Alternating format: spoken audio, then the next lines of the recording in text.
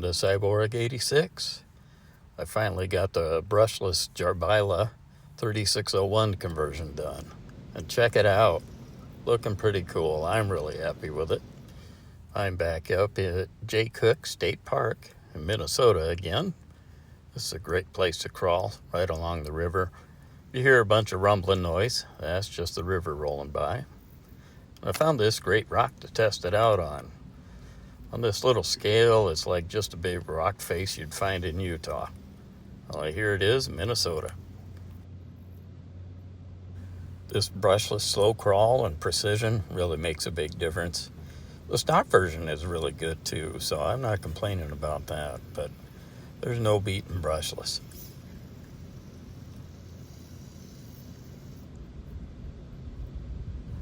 I missed the little notch here at the top of the rock and got high centered. That's pretty common in these things. That's probably one of the things I've seen people complain about, is it just gets hung up in the middle too easy. But I worked my way over and got it up there. We'll spend a little time here trying out different lines and a little side hill, that kind of thing. Next we'll go to another area where there's some really good, more technical crawling.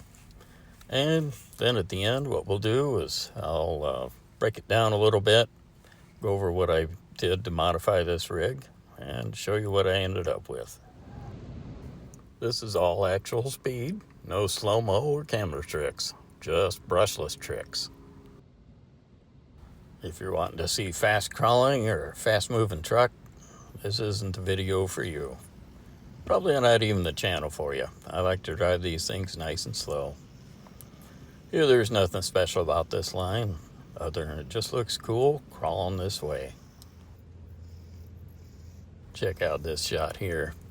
This just made my day. The way the sun's hitting, got some bright spots and some shadow. Got some greenery in there, and the rocks there. Boy, just makes a great picture.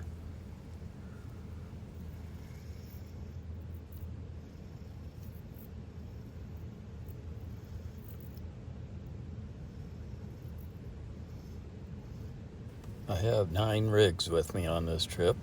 Got this one, of course, in the X43, the brushless version. Got a couple of SCX24s. I have the FCX24M, Range Rover. And let's see, got a couple of 18 scale, the Ascent 18 and the CR18P. And a couple more. And my day was about to end here for this rig. Had a little mishap off screen. Uh-oh. I just got done driving this thing, and I'm very pleased. Love how it looks, and I love the extra travel I've picked up with the LCG chassis. Show you that in a second. The power cover worked really well. I just have magnets inside. By the way, it's wet because I just dumped it in the water and it's not quite working right. Hopefully it'll work well when it dries out. But got a couple of magnets to hold on this fake wooden box, and then one more to hold on. Just this is the little power switch is all it is. Try to get the shadow out of there. And for the power switch, it just plugs into this, and that completes the circuit. Keeps the battery from going dead when it's sitting because the circuit is wide open. There's no trickle discharge or anything like that. Charge port's covered up as well. I just kind of tuck it back and stick that on there, and it's held through a few tumbles and working just fine. I went with wooden bumpers on the front and rear. I got that idea from when I was a kid at the old stock car tracks. A lot of the push trucks, they put like a 2x12 on their bumper to kind of soften the blow when they're pushing vehicles, and I always like to look at that. So went with wooden bumpers.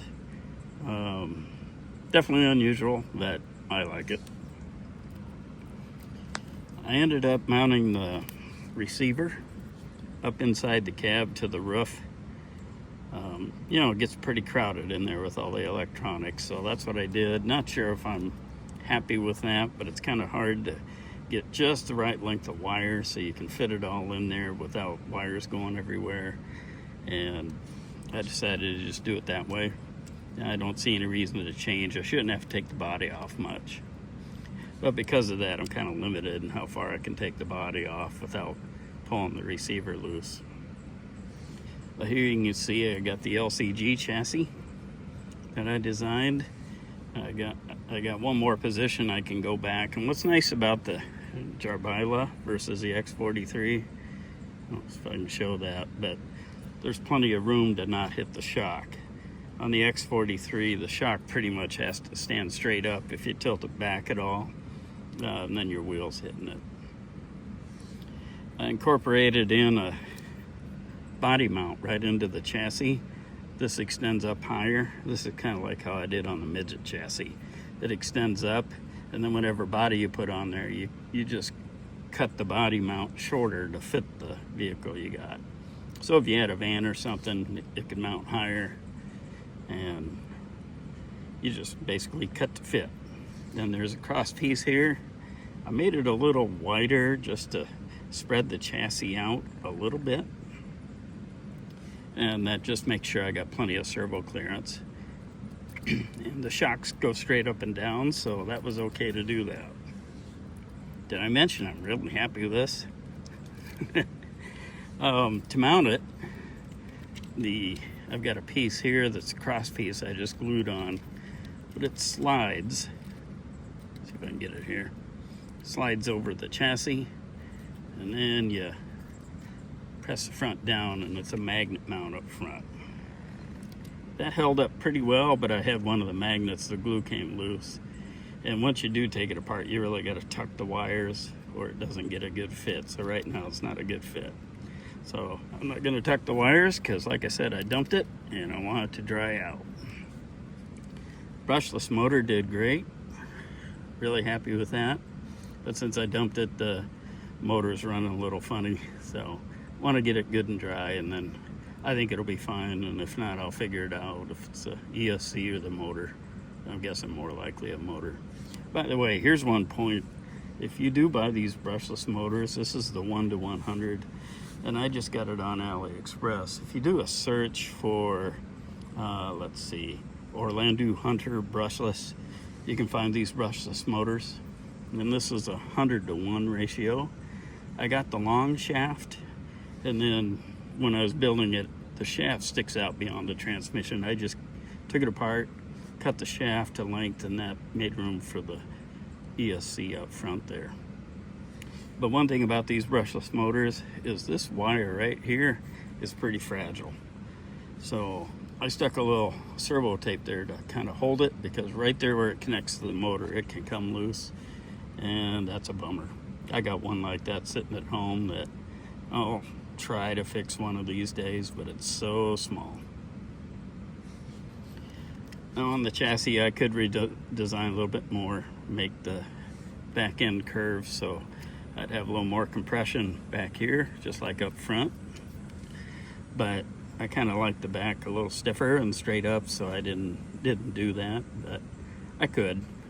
So I also think I could do a little bit of that on the X43 in the back, but not in the front, like I said, because the X43, this shock has to go straight up or you're into the wheel as soon as you angle it just the least little bit. Anyway, that's the update. Hope you enjoyed this video.